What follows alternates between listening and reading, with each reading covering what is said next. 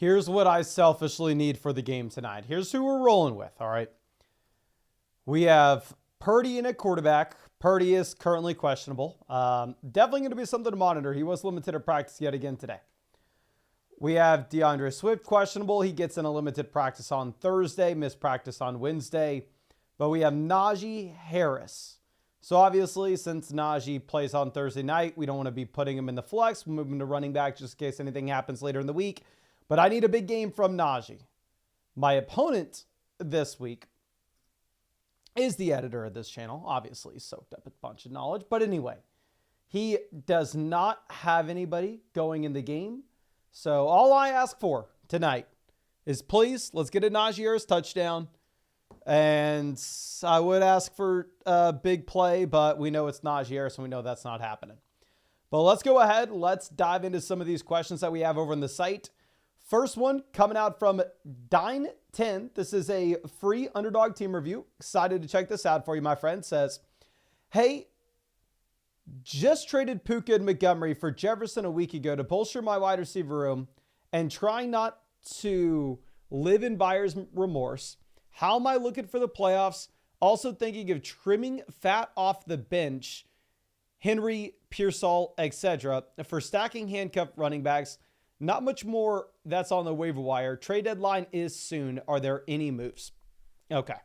Well, first thing I want to point out here is if we are looking at your team, it is a juggernaut squad, right? There are two teams at the very top of the league analyzer. Really, none of the other league mates that we have here are close. It's us with Show Dim TDs and Dream Chasers. And we really don't need to be worried about anybody else here, to be completely honest. This is a league where you only have to start 2 wide receivers, 1 flex. So trimming off the bottom end wide receiver, such as Ricky Pearsall, definitely not a horrendous move by any means. And you actually do have some of these premium handcuff running backs that are out there available to you on the waiver wire that I think could potentially be interesting pickups. And then going over to what we have specifically with Hunter Henry. Yeah, you have Trey McBride. So obviously you start Trey McBride every single week, regardless at tight end. So in that instance, I think 100% Hunter Henry is cuttable for your roster, where you can instead pivot over to somebody like Audric Estime, pivot over to somebody like Trey Benson, that maybe we wouldn't plan on starting now, but if their situation were to change, then you could potentially look over in their direction. So definitely agree with the sentiment of maybe wanting to trim that fat with our team here in particular, as well as the fact that this is a league where you only start 2 wide receivers and 1 flex, right? But anyway, going position by position, we are currently sitting with Jalen Hurts. So we have the elite quarterback already through his bye. I mean, definitely don't need to roster another quarterback. Really not much to discuss here. Going over to running back, we have 2 locked and loaded top 10 RBs. Now, obviously, it's a little bit frustrating having to deal with no Bijan Robinson this week. We don't really have another running back that you could comfortably start, as we don't necessarily know the status of Alexander Madison. You have no Tyler Algier on the bye. So definitely kind of regardless, I would like to pick up an additional running back depth piece.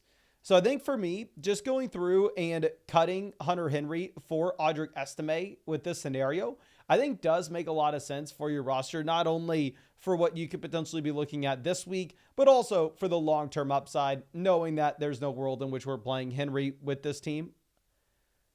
And then going over to what we have at wide receiver, we're sitting with 2 locked and loaded wide receiver ones. I mean, we have the combo of Jefferson, Malik Neighbors. Terry McLaurin, Ladd McConkey, both look like extremely strong options as well. It's a 2 wide receiver, 1 flex format, so I agree with you. Ricky Pearsall is expendable.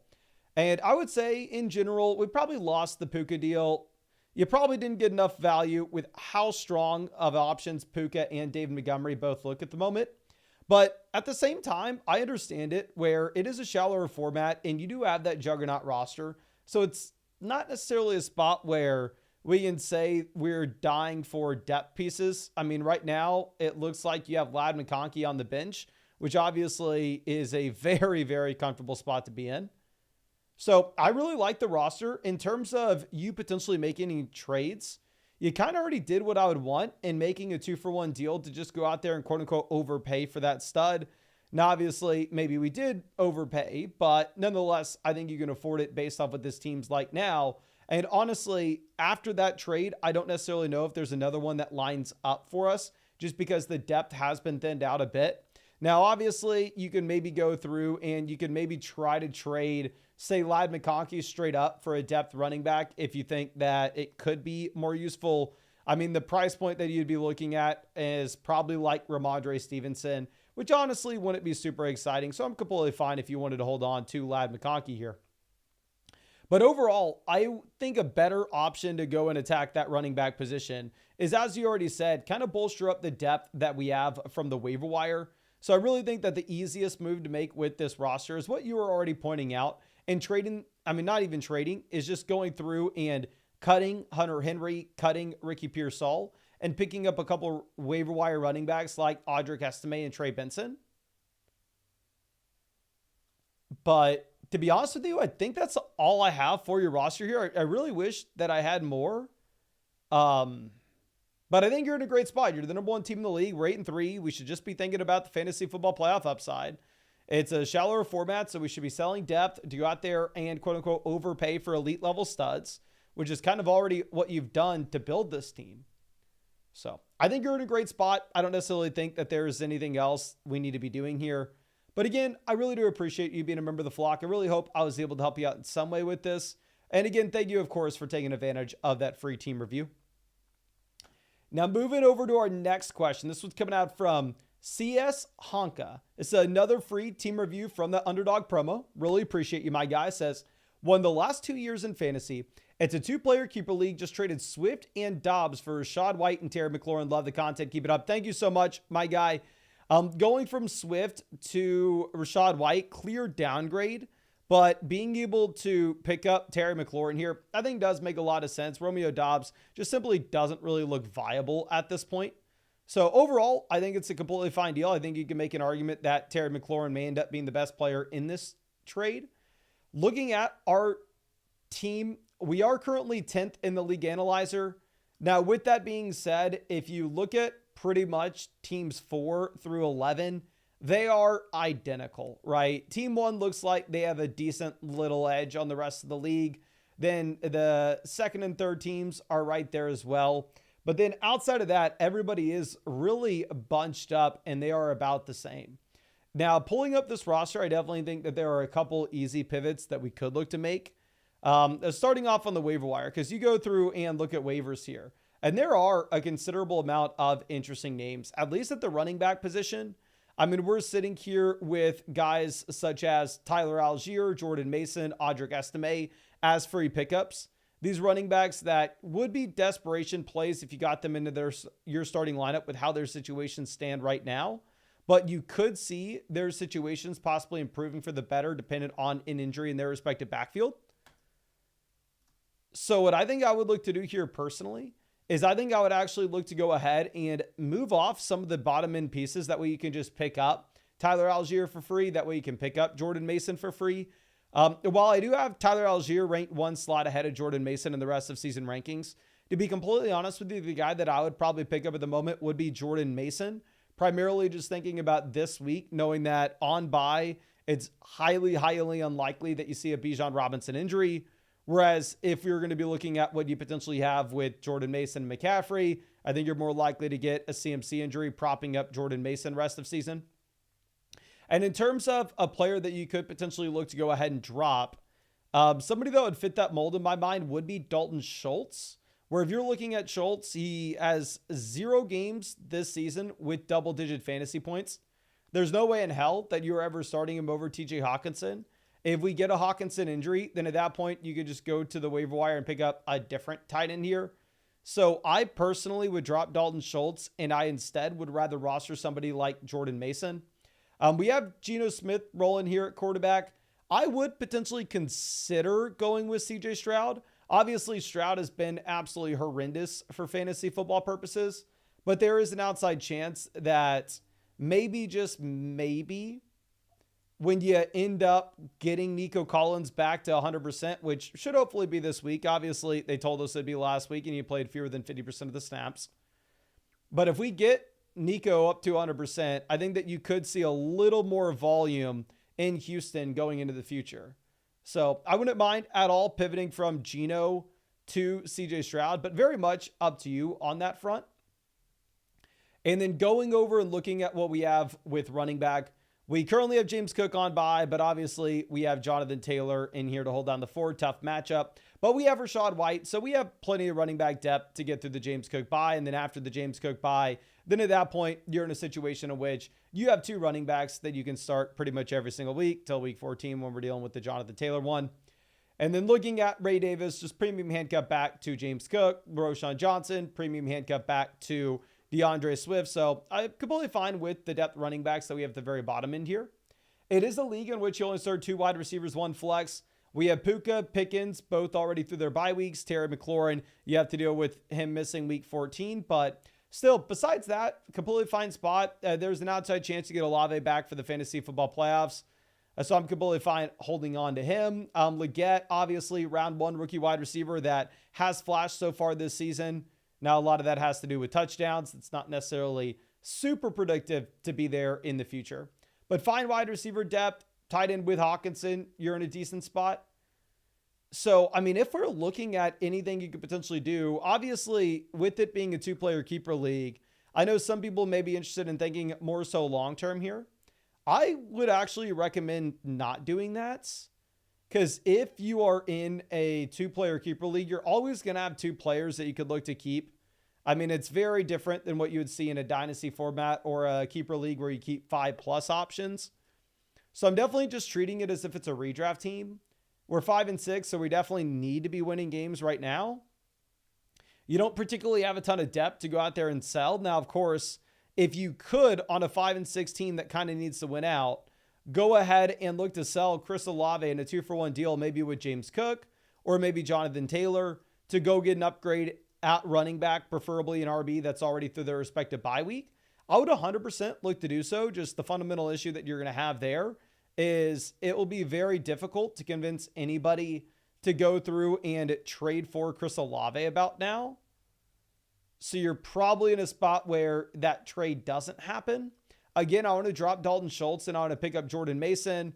If CMC stays healthy this week, then we can continue to churn running backs here. And instead, we can maybe drop Jordan Mason and then pick back up Tyler Algier. I want to drop Geno Smith after this week. Honestly, you know what we're going to do? Drop Dalton Schultz right now. Go pick up Jordan Mason. After this week, when we make it through the Burrow bye, then at that point, we are going to go ahead and we are going to drop Geno Smith for Tyler Algier. Obviously, we're trying to sell Olave in a 2-for-1 deal to get an upgrade elsewhere.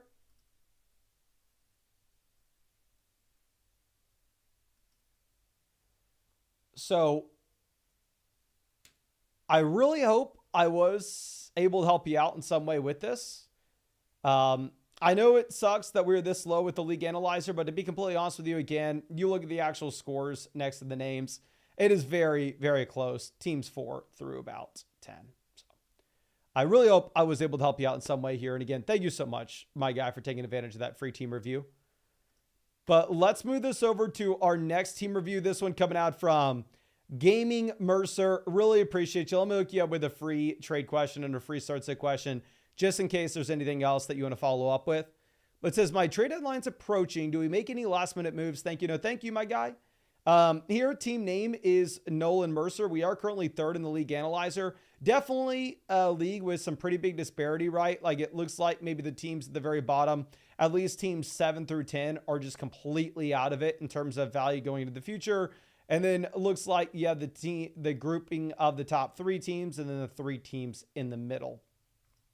But we are currently 6-5, so definitely not a spot where we can only look at long-term value. We definitely need to be still winning games now. Starting off at quarterback, we currently do have Kyler already through his bye week. So for me personally, I don't necessarily know if we need to roster a second quarterback here. I mean, going through and looking at the options on your waiver wire, you have some nice handcuff backs like Algier, Jordan Mason. And my thing with Jared Goff is, if you ever had a Kyler injury, I don't necessarily know if Goff is like very easily a tier ahead of the streaming quarterbacks in this league, where you could go out there and potentially stream Stroud, May, Richardson, And honestly, if you drop Goff, there's a chance that somebody doesn't go out there and pick him up immediately. So for me personally, I think I would actually rather hold on to somebody like Jordan Mason over Jared Goff, just in case you were to get that CMC injury. Then all of a sudden, I mean, you actually have Mason turning into a must-start option every single week. It is a league in which you only start 2 wide receivers and 1 flex. So here in this spot, we don't necessarily care too much about wide receiver depth. Looking at running back, we have Achane, Breece, James Cook. So arguably, we have 3 running back ones here. Obviously, super comfortable spot to be in. We have Jonathan Brooks, more so as a premium handcuff back. Anything occurs to Chuba Hubbard, Brooks can come out here and crush. I think he'll have a small role even with Hubbard fully healthy, but probably not a large enough role to start a committee running back in a garbage offense. And then we have Roschon Johnson, who is really just that committee back where he's going to get usage on third downs, going to get usage in the 2-minute drill. But the only scenario in which you would start him is if you were to see that injury to DeAndre Swift. So overall, running back, great room. This is definitely the strength of this team. Going over to wide receiver, I mean, we have Debo, who we probably don't want to be looking at anytime soon until we actually see some production. But ahead of him, we have both Mike Evans, DK Metcalf. The running backs position's good enough for us to jam a running back into the flex spot every single week. So really strong wide receiver room. Obviously, if we could, I'd be really interested in going through and seeing if you could potentially, and I know it's unlikely, but if we could package together Tank Dell and get an upgrade elsewhere, where, I mean, if you could maybe send Tank Dell and, I don't know, Kyler Murray and pivot over to a quarterback inside the top 4 rest of season rankings, I think that'd be very interesting. But again, much easier said than done. But yeah, Dell, I just don't necessarily see how he ever hits your starting lineup based off the performances that we had with no Nico Collins. And now that Nico Collins is back in this shallower format where we have a loaded team, Dell's not moving the needle for us. And then going over to tight end, George Kittle is going to be good to go this week. So I understand Kincaid, Kittle both get banged up. You're in a spot where you're kind of forced to pick up that third option in Jonnu Smith. But now that you have Kittle back in, I would drop Jonnu. I'd pick up that other premium handcuff back. Honestly, I'd probably go with Trey Benson this week. And then after we get through the week 12 bye, then at that point, you can maybe pivot off of Trey Benson and instead go back over to Tyler Algier, knowing that obviously with Algier, we've already seen him be a big time difference maker in fantasy when you had no Bijan Robinson in his own backfield. But the issue is you're more likely to get the James Conner injury than you would be to get the Bijan injury this week with Bijan on bye. So I would go ahead and I would cut Jonnu. I would pick up Trey Benson. I would cut Goff. I'd pick up Jordan Mason. Then once we get through the week, and one other thing, I think I would consider having Pittman over Christian Watson. Christian Watson didn't get the big blow up this past week, but he's had one game with more than 5 targets this year. Like really the target volume's just not there given how many strong options they have in Green Bay.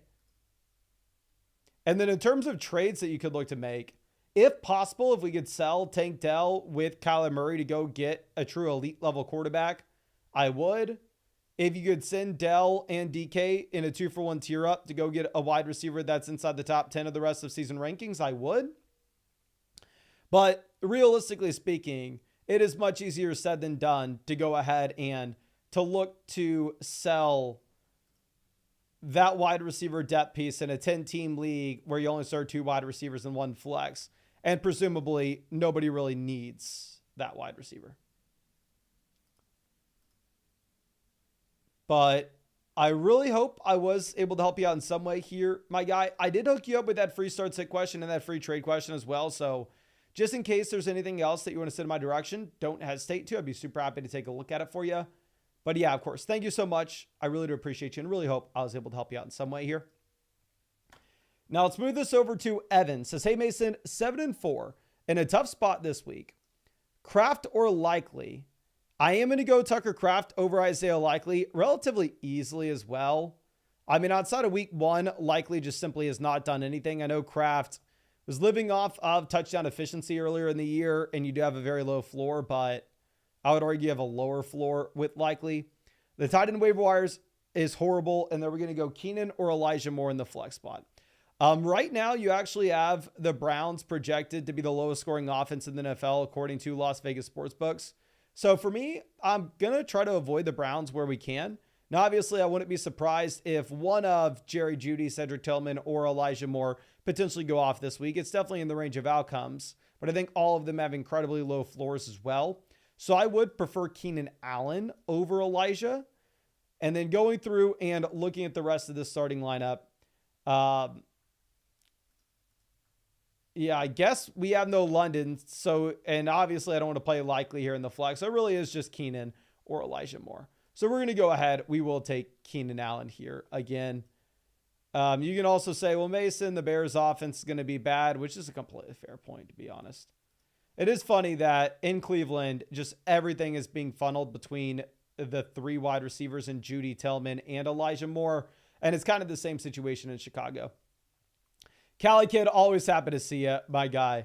Here at quarterback, we are going to go Baker over Russ. You have an over-under of like 36 points for this Pittsburgh-Cleveland game. I think it will be a pretty low-scoring contest tonight. A running back, we're going to be going with the combo of Aaron Jones and Tyrone Tracy. Wide receiver, we go Kupp. Tight end, we go Cade Otton over Laporta. And then down in the flex, we are going to go Evans as well. I don't think Najee's a horrendous play. You do have the Steelers favored by a considerable amount in this game. But again, just looking at the projection for the total points scored tonight, I would avoid options here if possible. Really the only guy, and I'm starting Najee in the Flock League, so I hope I'm wrong. I hope Najee goes off. But the only guy that I would be excited to start in this game would be George Pickens outside of the defenses and kickers. Now, Yak Season says, Njoku or Jonnu? I'm going to go with David Njoku. Weather in Cleveland looks bad. Again, I understand that this should be a very low-scoring contest in general, but no matter what, you still have the larger sample with Njoku, knowing that we are going to get target volume in his direction. And while it should be a very low-scoring game,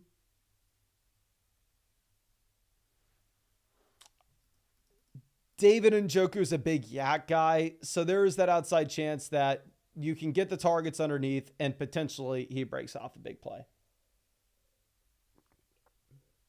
It feels like going Jonnu over Njoku is kind of just chasing points. Now, address all day, long time member of the flock here. It's a Dynasty one quarterback trade where we're sending, Rashad Bateman has literally zero value. We're sending Jordan Love, a future first and third for Jalen Hurts and Courtland Sutton. So Courtland Sutton obviously looks like he can't help a contending team right now.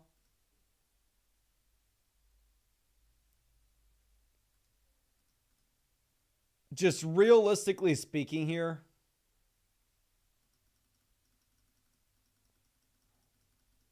what does the value look like of this deal once we get to this offseason? Once you get to this offseason, the Jordan Love future first side of this trade is the winning side. Now, of course, if you were to tell me, well, Mason, I'm a contending team, making this trade would push me over the top and it would really help me win. I understand going with the Jalen Hurts and Courtland Sutton end of it, but that has to be the scenario where you think that this is the difference between you winning and losing this league. Because I would be more confident in the Jordan Love and future first side of things if we were looking at value in the offseason. Now, Tommy coming out with our next question. This is a redraft 12 team, a little bit of a deeper starting lineup here as well. We are going from London to Lamar, lateral move, if you ask me, in value. Higgins to Debo, slight downgrade. Hawkinson to Laporta, slight downgrade. Brooks to Harrison, big time upgrade. Looking at quarterback, we are streaming. We're rostering 3 tight ends. For the love of God, drop the 3rd tight end. I think it's a very fair deal. I think it is up to you, to be completely honest. I mean, if you are pivoting off of this side, you are getting away from the Higgins-London bye weeks. On this end, you really only have to deal with the Lamar bye going into the future. But again, I do think it's a really fair deal and it's up to you. I still view Deebo Samuel as somebody that we can actually get some production from down the stretch. So because I haven't fully given up on Debo, I'd probably go with the Lamar into this. Now, going over to our next question. It's going to come out from Mitchell. Excited to check this out for you, my guy.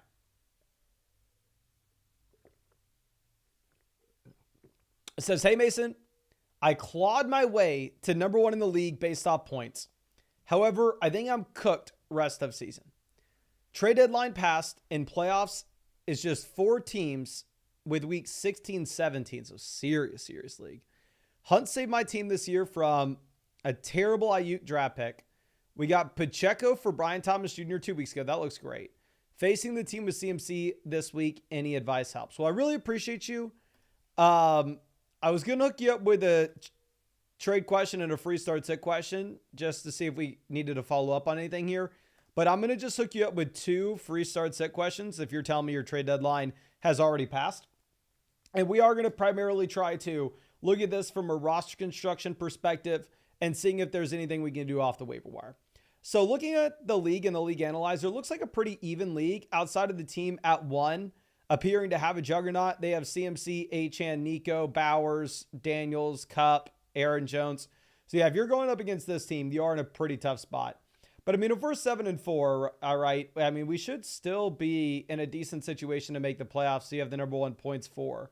Yeah, because there are 3 7-4 teams at the moment. There are 1, 2, 3. There are 3, 4. There's 4, 6, and 5 teams. But even if we were to lose this week and you have a couple of the 6 and 5 teams winning, even in that case, you still should have a playoff spot if we have the most points scored in the league. Now, obviously, we can't lose out by any means. But starting off at quarterback, there's not much to discuss, right? Having both Kyler and Bo Nix, a good spot to be in. I probably am never starting Bo Nix over Kyler, given the Kyler rushing upside. If this was a league where your trade deadline hadn't passed already, I would probably be interested in seeing if you could sell Bo Nix and a deal elsewhere. But the issue is Bo Nix kind of falls in the range where he's a quarterback that has too much value to cut, and the trade deadline's already passed. So you're kind of just stuck holding him onto our roster. And I guess if he continues to improve, then maybe he becomes a viable option over Kyler Murray. Or obviously, if you get a Kyler injury, then you have a potential pivot here. Now, going over to what we have at running back. We are currently sitting with Gibbs, Cook, Pacheco. So this week may be a little bit tough if you don't have Isaiah Pacheco at 100% just yet.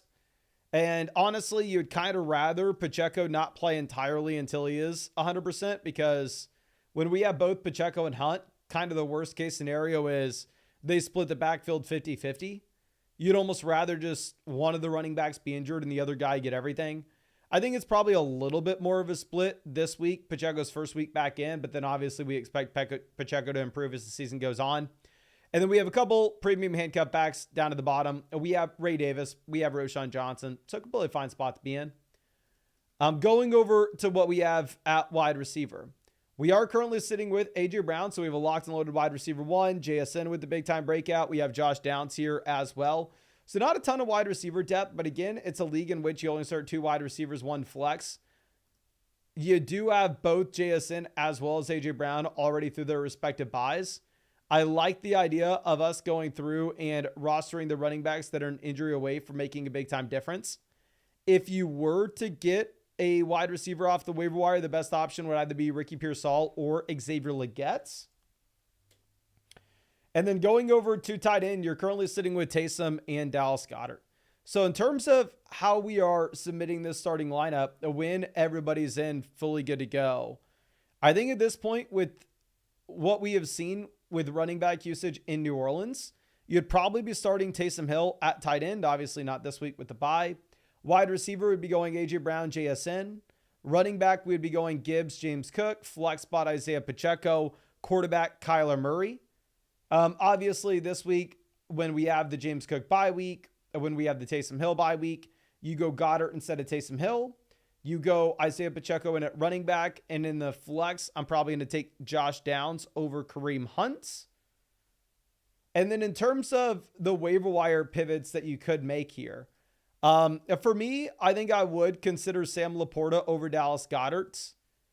Sam Laporta has been at practice in full both today and yesterday as well. So I think Laporta should be good to go. So for me, personal preference, and obviously massive bias, I have Laporta both in the Flock League as well as pretty much every single one of my underdog teams. So I really, really need Laporta to be better. But I think I would pivot off of Goddard for Laporta. I think I would also look to pivot off of Roschon Johnson for Jordan Mason. Because if we are looking at Jordan Mason, we've already seen him go through and crush when you have no CMC. And with Roschon, I think that he would perform very well if you had no DeAndre Swift. But even in that instance, I don't know. It's not a guarantee. It's not like what we have seen with the CMC Jordan Mason situation. So I would probably drop Roschon, pick up Jordan Mason, drop Dallas Goedert, pick up Sam Laporta. We already talked about what we are looking to start with this team. I think it's a strong roster overall. The main thing is you just really have to hope that Pacheco doesn't split with Kareem Hunt, and we really have to hope that Pacheco monopolizes the points in this backfield. And we're definitely an underdog to the CMC team, but I mean, obviously it's fantasy football. At any given week, anybody could take it. But I think that's all I have for you. Again, thank you so much, my guy, for being a member of the flock. I hooked you up with a couple free start sit questions. I would have given you a free trade question as well, but just like you said, you're already past your trade deadline, so there's not really anything we can do on that front. But again, I really do appreciate you, my guy, and really hope I was able to help you out in some way here. Now let's move this over to our next question. This is a longtime member of the flock here with Michael. Let me get you a free trade question and a free start sit question, my guy. Says, hey, Mason, do we have any DeAndre Swift news? So it looks like Swift is going to be good to go. He did miss practice on Wednesday, but gets in the limited practice on Thursday. I'm torn between starting Judy tonight or starting Roschon. If we don't have Swift as the potential pivot, I would go ahead and I would plan on Jerry Jeudy. My hesitation with Jeudy, of course, is you are in a spot in which this should be a really bad matchup going up against the Steelers. A lot of people are saying Judy's going to get the Porter coverage. Again, the Browns offense does project to be the lowest scoring offense in the NFL this week. We have the trade deadline next week, and Breezy Bruisers is the team that's most interested in trading before then. Thank you. Right now, we are currently the 8th team in the league analyzer here. Pretty even league. The teams at 11 and 12 absolutely have no shot to do anything. You can almost say the same thing about teams 9 and 10. But we are definitely in the mix, right? We are in a comfortable spot to be in. And just looking at what Breezy Bruisers could potentially use, I mean, they're in a really good spot where they have a ton of running back depth. It is a league in which you only start 2 wide receivers, 1 flex. Maybe they could use a tight end. This is just a really strong team, right? I'm sure that they don't think they need wide receiver depth pieces. Having Josh Downs, Khalil Shakir at wide receiver 3, wide receiver 4. So if you were wanting to trade with them, I'm assuming what you would get most value out of is potentially going through and giving up the tight ends. But first thing is, when we look at quarterback here, it is a really awkward spot in which I'd want to say, oh, okay, well, there's no real reason to roster Will Levis. Let's either drop Will Levis and go pick up somebody like Drake May, or let's drop Will Levis and let's just stream the quarterback position in week 14. Because obviously that's really the only thing that you need to cover here with the Jaden Daniels bye. What sucks is Drake May also has the same week 14 bye as Jaden Daniels. So even if you'd way rather have May over Levis, you're in a position where you probably can't make that decision. God, dear God. I guess you have like Bryce Young that you could pivot over to, but the issue is if we make that call to drop Levis and our league mate in week 14 realizes, oh, there are only 2 starting quarterbacks on the waiver wire this week. Let me go ahead, let me pick them up and just absolutely screw Michael out of having to fill in for Jaden Daniels. So it is a spot where you wouldn't be able to really play games like that. Going over to what we have at running back, we are currently sitting with Joe Mixon. So we have a locked and loaded RB1 rest of season. I mean, in tier 1, 25 touches every single week. Receiving usage as well. Just super comfortable spot. We have Rachaad White, who gives us a little floor here at the running back position. But honestly, not a ton of depth beyond this. So if you were wanting to go ahead and trade with Breezy Bruisers, I actually do think that this is a team that could potentially be a nice little trade candidate with us. Where if we're going through and looking at what they have Tyrone Tracy as their fifth running back. And typically I'm not wanting to give up the best player and tier down in a league in which you only start 2 wide receivers, 1 flex. So depth isn't the most important thing. But with the lack of running back depth that we have, I think honestly, if the deal is right, you could potentially look to make that swap. Like maybe trading A.J. Brown for Malik Neighbors and a running back like J.K. Dobbins or Brian Robinson could potentially make sense for us because it puts us in a situation where, 1, we don't have to be fully reliant on Rachaad White. 2, when you have the Mixon bye in week 14, we're not having to go ahead and start Zach Charbonnet in our second running back slot. So if you were to make a trade with this team, I think the clear move is to maybe tier down from like A.J. Brown to Malik Neighbors and pick up that additional RB2. Because going over to wide receiver, we also don't have a ton of depth here. Now, obviously, I will say real quick, I'm sure you already know this, and I'm sure Zach Moss is on our IR, but if Zach Moss was on the active roster, you would cut Zach Moss and you would pivot over and instead look at an option such as Braylon Allen, Raheem Mostert. Going over to what we have at wide receiver, we have the 2 locked and loaded wide receiver 1s with the combo of A.J. Brown and Puka Nacua. Beyond that, we have Rome, Waddle, Judy, and Wan'Dale Robinson. So for me personally, I would probably rather have Deontay Johnson over Wan'Dale Robinson. Obviously, Deontay looks like, a bum. He's had no role in Baltimore so far this season. But my thought process is, best case scenario, Deontay Johnson is the wide receiver 2 for Lamar Jackson. Best case scenario for Wan'Dale Robinson, he's the wide receiver 2 for Tommy DeVito. And I don't necessarily know if that's a player that I would ever want to get into my lineup. So potentially consider that waiver wire swap. Going over to tight end, we have Kelsey, who we can just plug and play every single week going into the future. And already through the bye, so we don't need to back up tight ends. I'm surprised with how limited your waiver wire is. It does look like your league mates really know what they're doing.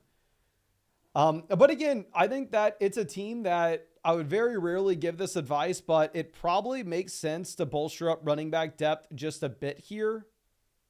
Obviously, I don't want to go out there and trade like A.J. Brown for Jaden Reed and Tyrone Tracy. There's no way in hell we'd be looking to do that.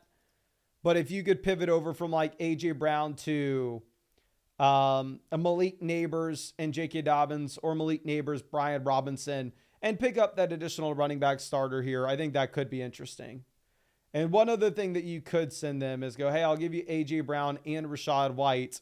Give me Chase Brown and Malik Neighbors. That'd probably be my initial offer just as a feeler to see what they would say, because obviously if we could get a deal like that done, then it would be an absolute no-brainer. But I really do appreciate you. Again, I hooked you up with that free start sit question and that free trade question just in case you have anything else that you wanted to send my way. I'd be super happy to take a look at it, my guy, but I really hope I was able to help you out in some way here. Now let's move this over to our next question coming out from Jonathan. Says, Sam Darnold and Anthony Richardson are out there on the waiver wire. So in terms of quarterbacks this week, Rich, you're in a spot where you're going to see a ton of dropbacks. They're like 8-point dogs going up against the Detroit Lions. Am I super excited to run out and grab Richardson? Probably not.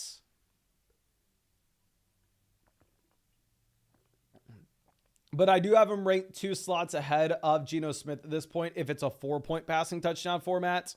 Now, obviously, if you were to make that pivot, you just go ahead and you just drop Geno Smith. And going over to wide receiver between Flowers, Downs, and Harrison. It's either, honestly, all three are relatively close for me. My thing with Harrison in particular is this is a wide receiver that is in a really good matchup going up against the Seattle Seahawks. We probably see more passing volume in this offense this week in comparison to the 2 weeks prior, where I'd be surprised if we get another Arizona Cardinals blowouts. Typically, we are expecting the target share for rookie wide receivers to increase coming out of their buys, which is what we've seen pretty much with rookie wide receivers across the board so far this season. So I think I go Harrison. It is pretty close, though, there at wide receiver. To be honest with you, I wouldn't play Bucky Irving at the flex. To be honest with you, I'd go Zay Flowers over Bucky Irving myself. Now, Agoro coming out with our next question, asking if this is too much. Connor's our second running back. McConkey, Garrett Wilson. Yeah, this is way too much. Like, Ladd McConkey, Devonta Smith, up to you. I could very easily see an argument to take Ladd McConkey rest of season. But to pay DeAndre Swift to get it done, yeah, I don't think there's any way that you could do this. Like, I have DeAndre Swift and Devonta Smith on my fantasy team. And if I got offered Ladd McConkey, Trey Benson, there's a 0.00% chance I would accept it. Now, Joe coming out with our next question. This is a start-sit question. We need a flex between Jonathan Taylor, Mike Evans, Cedric Tillman. I'm going to go with JT. JT, you're in a really tough spot. Obviously, we're not expecting a ton of checkdowns with Anthony Richardson under center. And at the same time, Anthony Richardson is going to be a threat to take rushing touchdowns. Now, of course, the other bad thing that you have with JT is it's a really tough matchup going up against the Detroit Lions rush defense.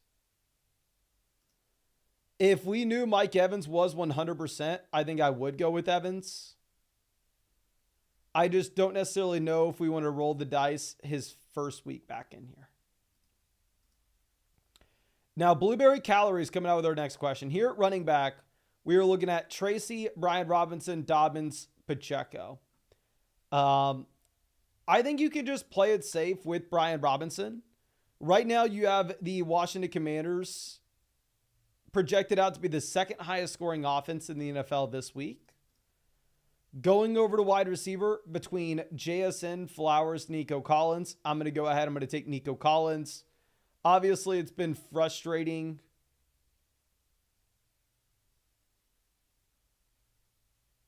with Collins, given the fact that we were told he was going to be at 100% last week. He ends up playing fewer than 50% of the snaps. But another week removed from the injury, I think that we should be good to go. And then going over to what we have at running back, between Flowers, Pacheco, Tracy, I think it is close. If they tell us Pacheco's 100%, I will go with Pacheco in a great matchup. If not, I think the safer play is probably Dobbins, where you probably don't have a ton of rushing volume in Los Angeles, but it should be the highest scoring game of the week, and Dobbins will have the receiving role as well. Now, Red Zone Riz coming out with their next question says, might do this next week. They want another player. Quarterback, we have Goff, May, so getting Bo Nix probably a little bit of upgrade. 14 team league as well. So you'd have an easy drop on this team with Elijah Moore. As it stands now, I would probably take the Bo Nix and JSN side. If they would do the deal, if we were to give them Elijah Moore, then sure, let's go for it. But obviously, 14-team league, the depth's going to be a little bit more important than it would be otherwise. Now, Blank coming out with our next question says, not flex Taylor, ? And then wide receiver 2 / a flex. Wide receiver 2, I think you have to go with Ladd McConkey. Obviously, Ladd's been leading this team in targets effectively all season. And at the same time, this is about the best matchup you're going to have for Ladd going up against Baltimore.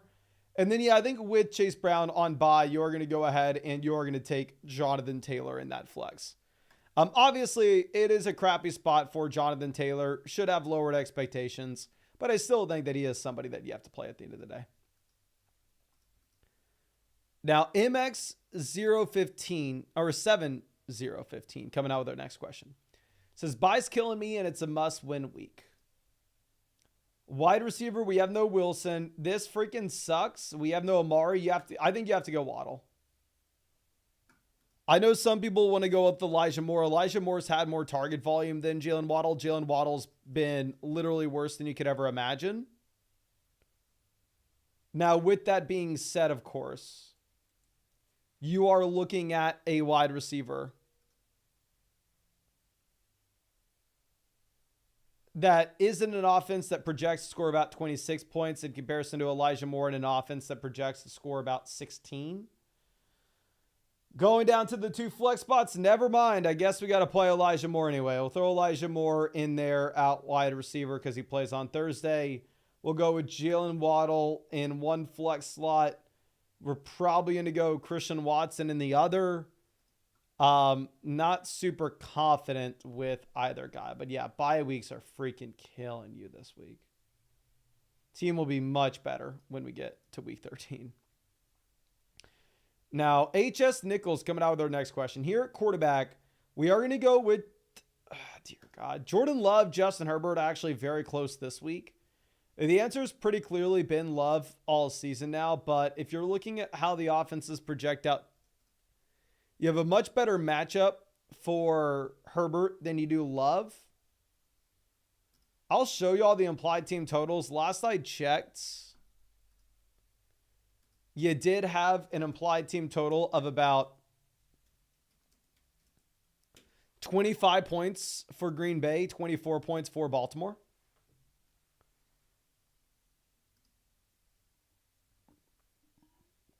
General rule of thumb here. These are the highest to lowest scoring offenses with how they currently project.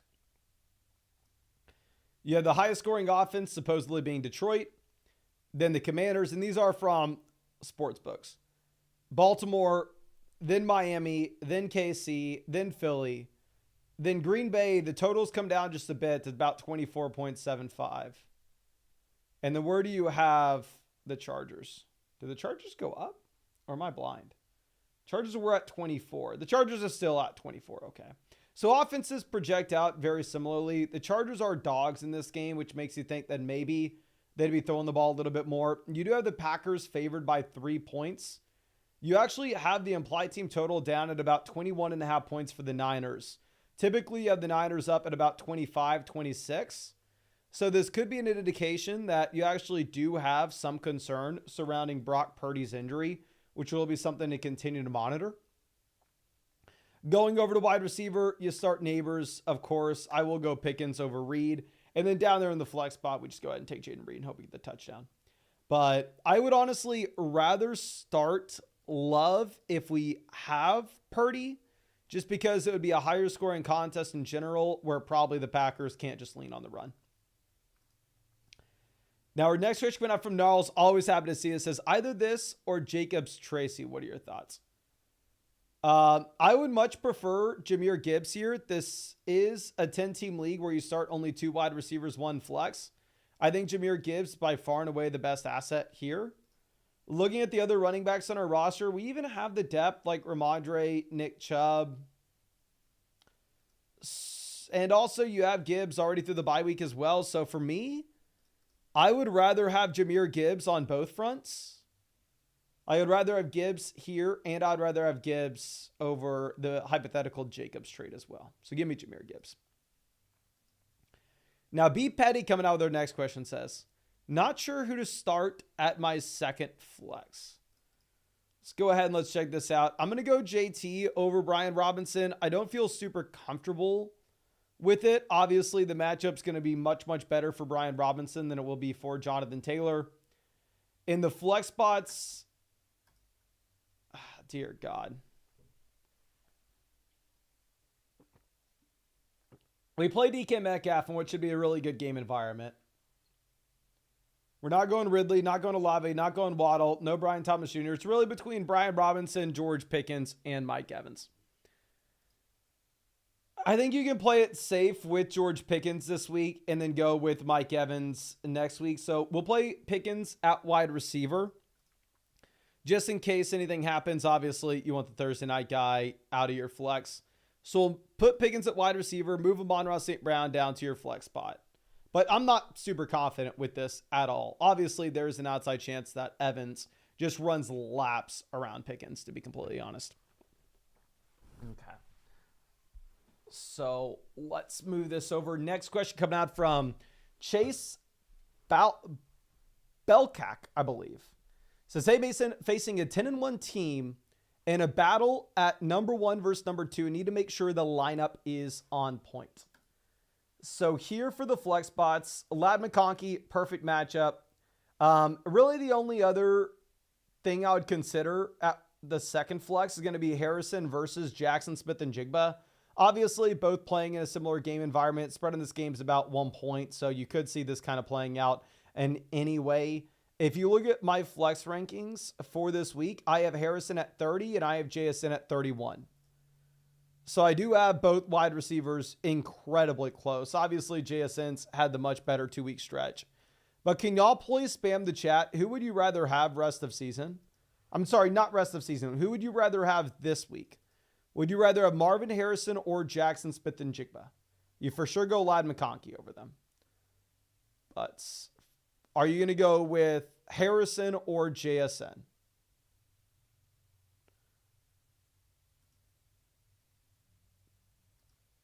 We got 1 vote Harrison, 2 votes Harrison, 3 votes Harrison. Sorry, just realized I was not showing this.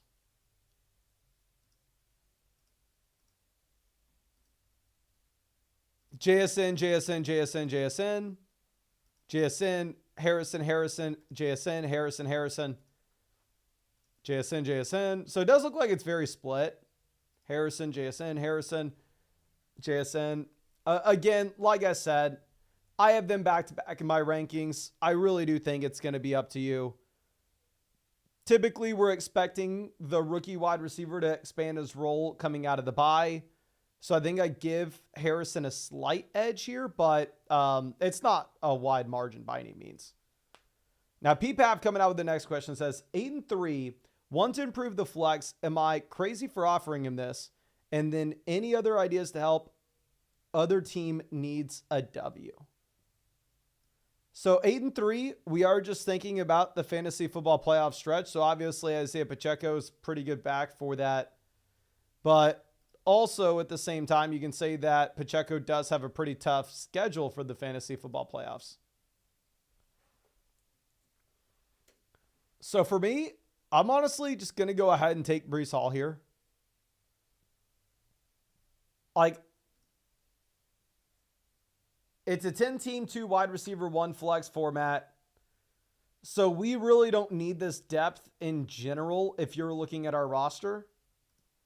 I don't really care about getting Leggett in return, but we can obviously afford to not have Breece this week with the Week 12 bye. Roll into the fantasy football playoffs with Breece. Again, why we've stood by Breece as that locked and loaded RB1 all season is if you look at the Jets, they've been garbage, but the Breece receiving usage has been great. He's only had 1 game with fewer than 4 targets, and I believe he had 3 in that contest. So the receiving role's been phenomenal, even if the offense has been really disappointing.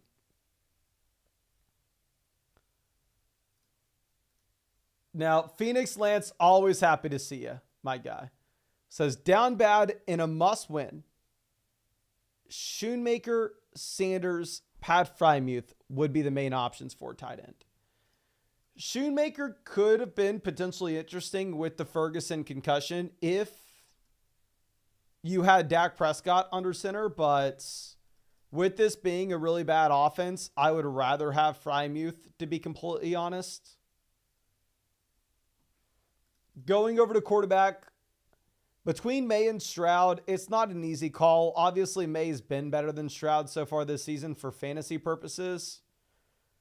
But I'm going to be expecting Nico to be back at 100%, so I personally would go Stroud. Running back, typically it would be a locked and loaded Brees situation, but we cannot do that. We're going to have to go Dowdle. And then going over to tight end, I wouldn't play Shoemaker. Obviously, I'd play him over Kincaid and Evan Ingram. But with how bad this offense will be with no Dak, I think instead you kind of have to pivot over, and I think I would prefer to go with Frymuth. Frymuth's been horrible too, though.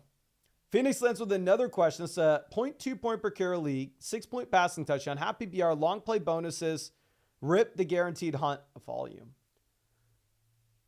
So these league settings are a little bit interesting here if you're going to be looking at the quarterback spot. Both teams heavy favorites. The Broncos over the Raiders, the Lions over the Colts. Obviously, we are assuming that we have a considerable amount of points for the Lions coming on the grounds.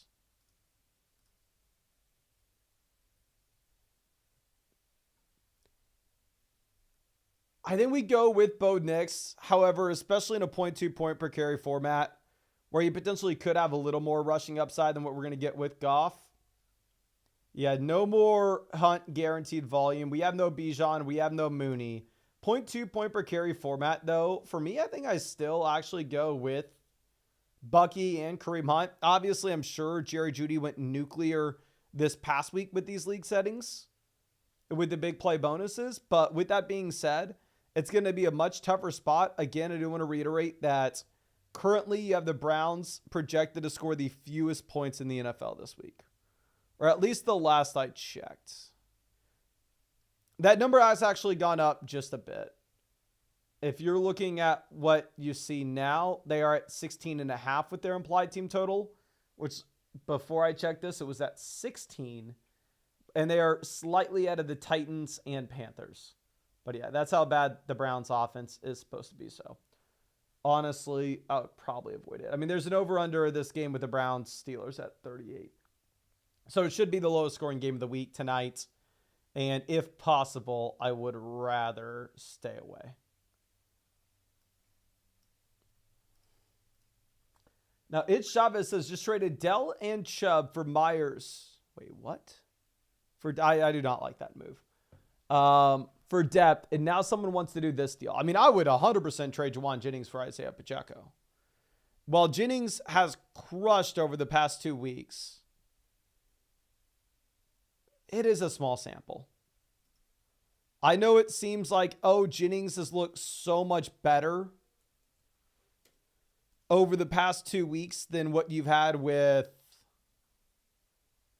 Deebo Samuel. This is going to happen forever.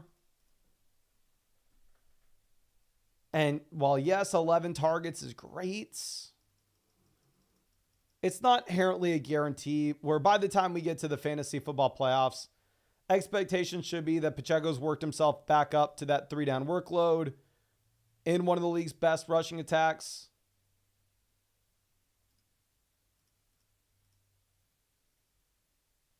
So yeah, I'm going to go ahead. I'm going to take Pacheco. Now, Zachary says, thinking strictly the playoffs, is this worth it?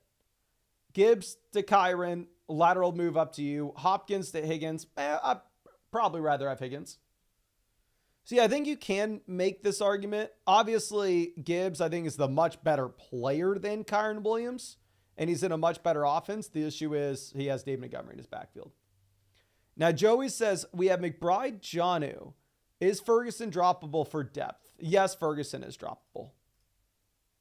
This thing is you'd have to hold him through his injury, and at the same time, when he does come back, the ceiling is going to be a little bit capped, just given how bad the offense is going to be with no Dak Prescott, and you have Brandon Cooks back in, so I think Ferg is droppable. Oscar coming through with the start-sit question. I'm assuming you're going to need 2 wide receivers, 2 running backs, 1 flex. Quarterback, obviously, Stafford over Burrow with the bye. Running back, we go Barkley, Kenneth Walker. Wide receiver, Jefferson, Pickens. And then I guess for the flex spot, we're going to go ahead. We're going to take Jamison Williams, and we're going to send up a prayer that you get the long receiving touchdown. Obviously, very low floor when you are starting Jamison, though. Bills Mafia says, traded away Connor Kyler for Puka. Am I on top? Yeah, phenomenal team here. I would definitely prefer a better flex, but we have Chase most weeks, so team's going to be even better. And yeah, I think you probably are in a spot where you can afford to go out there and trade Kyler at that cost when we have Jalen Hurts at quarterback. Love it. Now, League Winner coming out with our next question says, worried about Pacheco on a snap count. Did I do this? Maybe Pacheco's on a snap count for a week or two, but are we expecting that to be the case a month from now? Probably not. Jefferson and Nico Collins downgrade. Pacheco and Hunt to Kenneth Walker. I'd rather have Kenneth Walker. So, I mean, if you're really worried about Isaiah Pacheco, I understand going through and making this pivot. But the thing is as well, maybe Pacheco's bad for a week here if he's on a snap count. So you get an extra solid week from Kenneth Walker in comparison to Isaiah Pacheco. But you also are going to have Nico Collins missing an entire week in comparison to Justin Jefferson, where you have Nico on bye. So, I don't know. I don't think you want to hold Pacheco all season just to panic and sell him right now. Now, Sleepy FF says we need to cut one player. Who is it? Oh, definitely the third tight end. You cut Jonnu Smith easily. I don't even need to see who we have at wide receiver running back. Yeah, cut Jonnu Smith very, very easily. And then here's how we submit the starting lineup. You have to play Ladd McConkey this week. And I'm probably going to go Jordan Love over Brock Purdy, where you have Purdy banged up. And also you do have the Packers as pretty heavy favorites here, surprisingly. Christopher, I'm sorry. Let me get to the start sit questions or the trade questions, so we'll get back to the roster review. We just have 15 minutes till the game start. Phil says, bad week ahead, 5-6. My bench is on bye. We need to go with May or Gino. I'm going to go with Drake May, implied team total 19.5 points. And you do have, oh my gosh. We have Breece Hall, Travis Etienne, Chase Brown, Drake London, Brian Thomas all on bye. You are freaking screwed. I'm sorry, my guy. I think if you're 5-6 and your trade deadline hasn't passed, I mean, obviously, I would say where you get knocked out of it is if you have 8 losses. If you have 8 losses in your fantasy football league, unless it's a 10-team league where you can start, where 6 teams make the playoffs, 8 losses knocks you out, 7 doesn't. But 5-6 is pretty close to must win.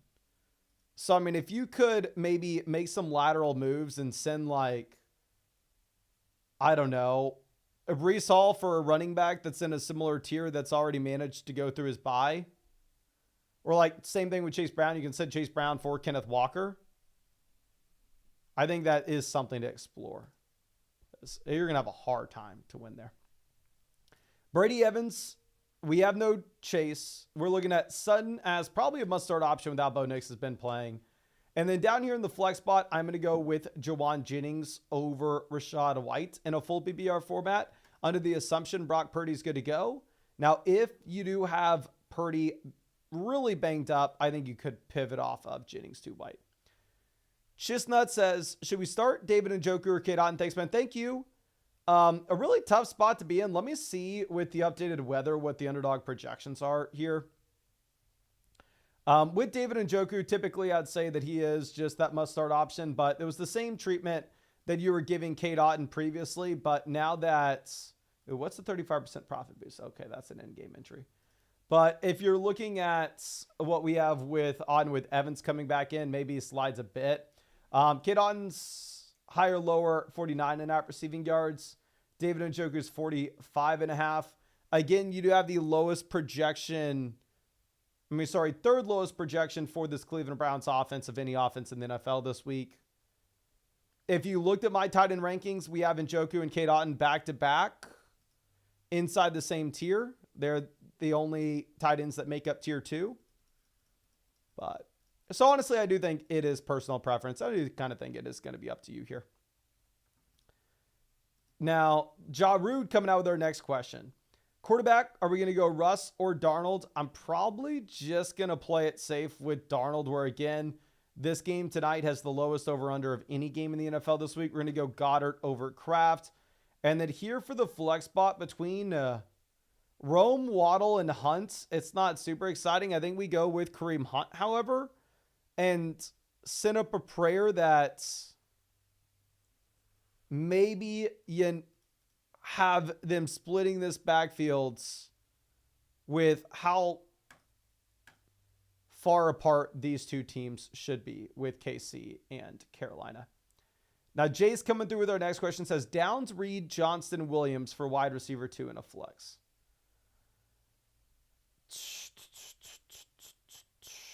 Downs, Reed. Reed's just in so much of a better offense, but Downs gets so much more volume.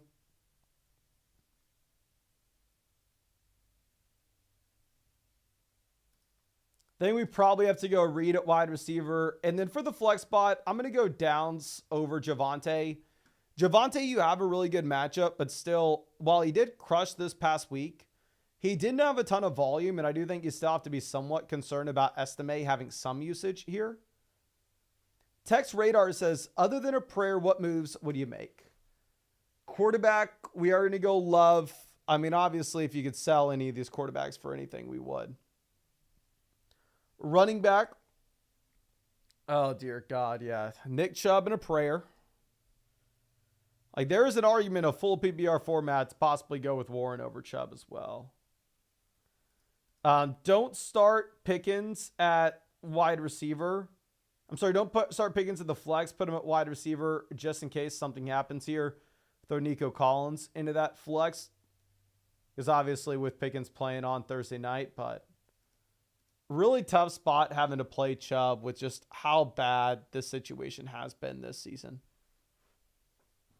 where the team has not been able to get the run game going. Chubb's had absolutely nothing as a receiver as well. But Kawhi coming out with our next question. This is Kyler upgraded to Allen. Neighbors, honestly, I think maybe an upgrade to Kenneth Walker, given how bad the offense is in New York. So yeah, for me, pretty easily, we're going to go ahead. We're going to take the Josh Allen and Kenneth Walker side. It's a league where you don't really have to worry too much about positional need either. You're just kind of going best players. JS coming out with our next question says, who to start in the flex, Allen or I'm leaning Tillman? So Keenan Allen or Cedric Tillman. I don't love Tillman this week, given the fact that this should be a really low scoring contest. But at the same time, Cedric Tillman's played 4 games with Jameis Winston, and 3 of them he's gone over 20 points. And so far this season, since week 1, Keenan Allen has 1 game with double-digit fantasy points. So I think we're going to go ahead. We will take Cedric Tillman. But keep in mind, since Cedric Tillman plays on Thursday, throw him in at wide receiver, put A.J. Brown down in the flex, just in case something happens and we need to have a little bit of flexibility later on. And I would say 99% of the time, I don't want to go with Cedric Tillman. But the thing is, the Bears offense should be absolutely garbage as well. Okay. Yonder coming out with a question says, other team asking for HN. Let me know what you think. If you have any other ideas, trying to go for a championship, 7-4, he's 5-6. I think Achan's by far and away the best player here. And my issue with giving up Achan in this context is it's a 10-team league where you start 2 wide receivers, 1 flex. So I'm going to go with the Achan side where depth doesn't particularly matter much in this format. And you are highly incentivized to just go through and get the best player in it. I understand that we are a team that's looking for the fantasy football playoffs, though. Connor does have a great playoff schedule. While at the same time, Mike Evans is in a spot with no Chris Godwin that he should dominate. If you wanted to make this deal, I'd be more inclined to do it if we were able to keep Brian Thomas and maybe instead trade away Quentin Johnston. Because the thing with Brian Thomas is obviously this offense is a complete debacle with no Lawrence, and there's a chance you have no Lawrence rest of season, but that hasn't been official yet. Lawrence hasn't been ruled out. There's a non-0% chance that Lawrence is good to go week 13. So if you were to trade away Brian Thomas in that deal, I think you're probably taking on a little bit too much risk to give up the best player with Achane. Now let's move this over to Christopher. This is a big time donation for a team review. Really appreciate you, my guy. Let me hook you up with a free trade question and a free start sit question as well. It says, how do I solidify my team for a playoff run and another championship? It's a 1 quarterback, 2 RB, 2 wide receiver, 1 tight ends, and not 1 tight end, essentially 2 flex spots, but one of the flex spots you can't put a running back. So it's essentially a start 3 wide receiver league. Wide receiver / tight ends, just a wide receiver slot. So it's a league where we can start up to 4 receivers weekly. TDs are worth 6 points. What's the move? Trades, waiver wire. So Christopher, can you please let me know right now, are you in the live chats? If you're in the live chat, that'd be great. We are currently number 1 in this league analyzer, which is really nice to see. Looks like the bottom 4 teams are in a little bit of a difficult spot. And looking at this, we have great options on the waiver wire, and it will be very easy to make moves initially. Okay, so Christopher is here. Can you please confirm, is this a non-PPR format? The league analyzer is pulling this in as if it's a non-PPR league. I just want to make sure that's true before we go on a little tangent. But I mean, honestly, regardless of if it's a full PPR league or a non-PPR league, we have some very easy pivots we can make. Okay. Non-PPR league. Great. Good to know. In that case, Taysom Hill is just somebody you have to pick up a tight end for free. Like I would cut Tucker Kraft and go pick up Taysom Hill immediately. Obviously we have Bowers, so it's not necessarily a need where we have to consider who we're going to be starting at tight end in the short term here. You are more so just thinking long-term upside. And honestly, Taysom Hill in a non-PPR format, if we continue to get the rushing role with just absolutely no running backs here in New Orleans outside of Kamara being viable, Taysom could be set up to crush. And there is the outside chance that Kamara goes down and then all of a sudden Taysom sees even more rushing production. So I would cut Tucker Kraft. I'd be picking up Taysom Hill. Beyond that, I think you cut Rashad Bateman. And I think it's kind of an easy spot to pivot over and pick up Devonta Smith as well. Going over to what we have with the running back position, Trey Benson, Estime is kind of up to you, but I definitely make those 2 pivots. I cut Kraft and I pick up Bateman. I'm sorry, cut Kraft, I pick up Taysom. I cut Bateman, I pick up Devonta Smith. And then going ahead and looking at what we have a quarterback, 6-point passing touchdown format, non-PPR league. Quarterback is going to be incredibly important. It will make up an extremely high percentage of our starting lineup output weekly. And in a 6-point passing touchdown format, typically we are wanting to skew away from the quarterbacks that are going to just be giving us rushing upside and instead potentially go after the guys that could lead the NFL in total passing touchdowns, which is exactly what we have here with Joe Burrow. You'll love to see it. Baker Mayfield obviously was an elite quarterback at the beginning of the season. It definitely has tailed off just a bit with the injury of Evans and Godwin, but now you have Evans back in. So I think you have a little more hope for Baker here. So situation for quarterback, great. Running back, Mixon, Bijan, neither have gone through their bye week yet, but frankly, it doesn't matter. We are thinking for the fantasy football playoffs, we are 8-3. Mixon, Bijan, locked and loaded RB1s rest of season here very easily. We have Bucky Irving as a quality fill-in piece for this week with Bijan and for week 14 with Mixon.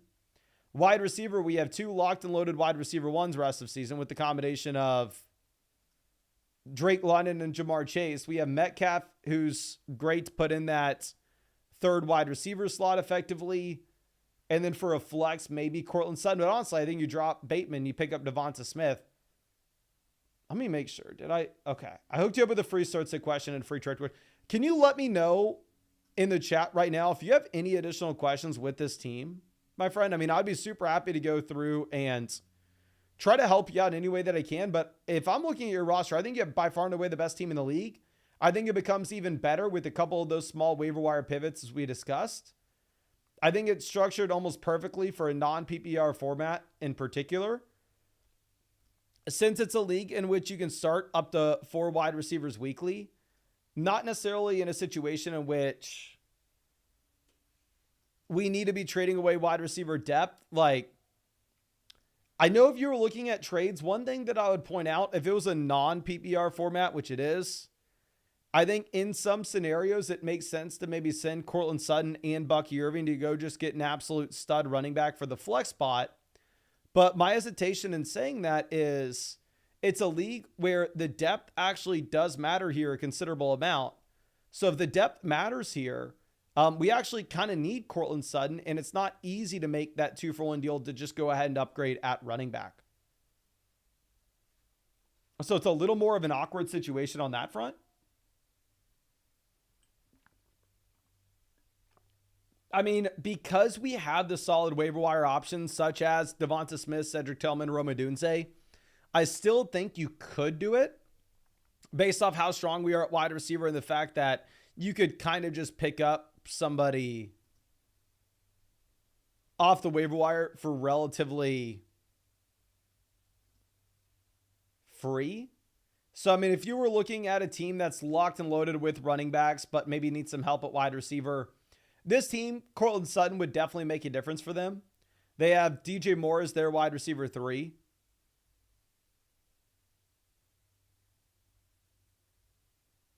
I mean, if we're looking at maybe moving Courtland Sutton and a running back like Bucky Irving to try to get over to Josh Jacobs, obviously that would just be an absolute no-brainer if possible. This team down here needs help at wide receiver. Their wide receiver 2 is Courtland Sutton. Their wide receiver 3 is Wan'Dale Robinson. I think maybe going through and making a play for Isaiah Pacheco could be really interesting, just considering the fact that, I mean, you are a squad that's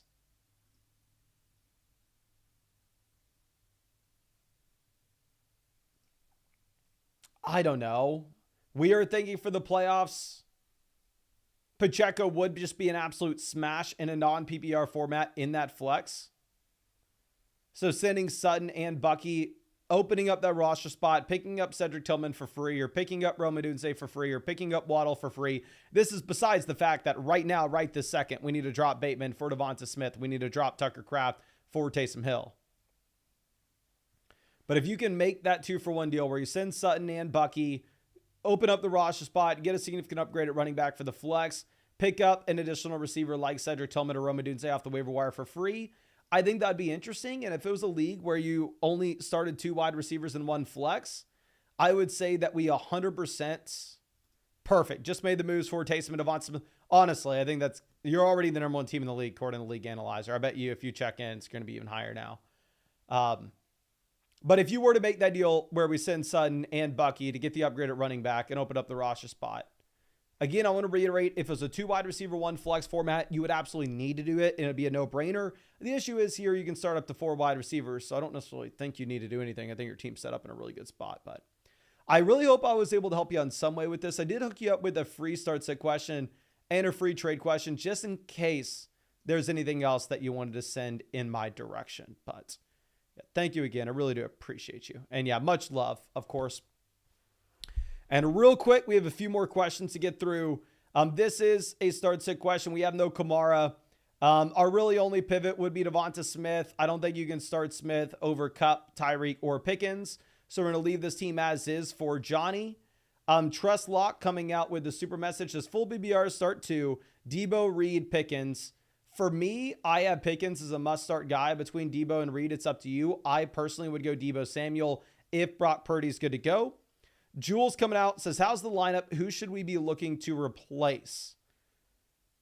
So if we were looking at anybody down here at the very bottom to get in, I think Jonathan Taylor would be the best option. And for me, I would play Jonathan Taylor over Austin Eckler relatively easily. I understand that Eckler crushed this past week, but really it's the first week that we've had with Brian Robinson healthy where Eckler's done anything.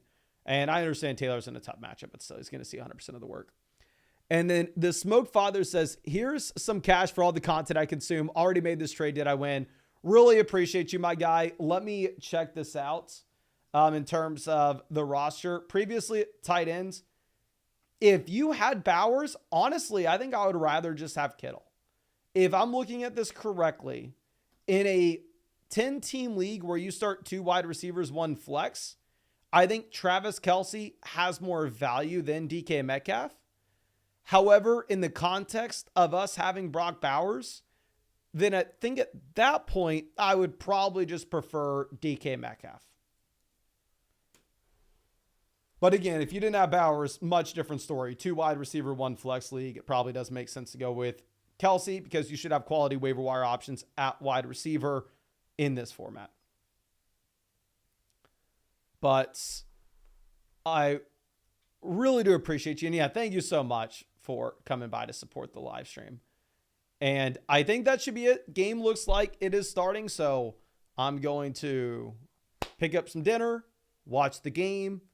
And yeah, I'll see you after the game ends tonight. Much love and really do appreciate you.